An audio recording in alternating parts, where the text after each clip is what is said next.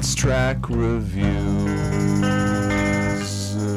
Hey everyone, Anthony Fantano here, internet's busiest music nerd. Hope you're doing well. You see the record right next to my head over here, Tyler, the Creator's Igor.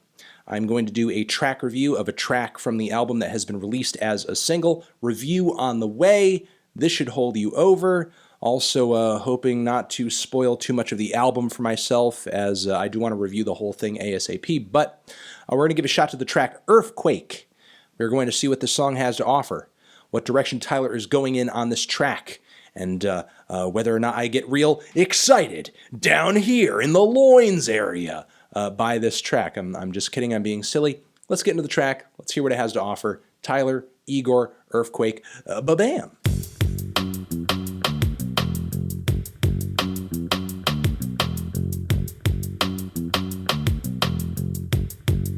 Okay, so that was that. I'm not going to say I didn't enjoy it, because I did. I enjoyed it quite a bit. But I'm not also going to say that I wasn't weirded out, because I kind of was. Now, it's hard to gauge by just this one single track, but I got to say, if you didn't tell me this was a Tyler, the Creator song, I might not have guessed. His voice doesn't really come off as the most prominent on the entire song. I mean, clearly he's a little bit there on the back end solo, but if anything, Dev Hynes, aka Blood Orange, his voice is what truly stands out the most on this track. However, this track does not sound like your typical Blood Orange song or anything like that.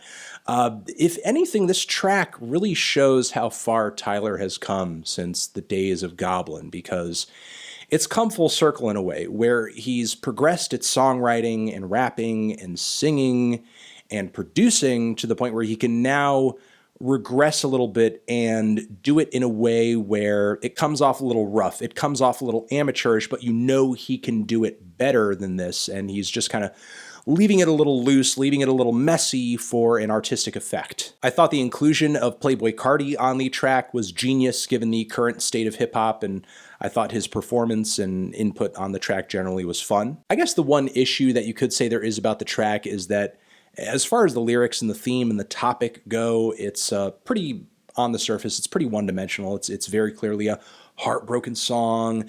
You make my earthquake. I want you back. I need some confirmation. What's going on? Tyler's written songs before about love and heartbreak and attraction and so on and so forth, but I don't think he's ever done it as simply as he has here. And even though the intentions of the song may be super obvious, super plain, I do think there is something about the kind of weird singing and the somewhat off-kilter production that I don't know, adds some personality to that, or the simplicity of the song takes the edge off of the overall weirdness of the instrumentation, depending on what angle you're looking at it from. It's funny because there are some aspects of the track that sounds like Tyler is sort of taking the piss and fooling around and being silly and being a little tongue-in-cheek, but underneath all of that attitude, it's kind of a genuinely sweet and catchy and attractive song. So yeah, I'm not sure if I have much more to say about this other than that. I think it's a likable track. I think it's a really enjoyable track, and it's definitely got me looking forward to hearing the rest of Igor. Seeing Tyler embrace once again these elements of soul and pop that he did on Flower Boy, but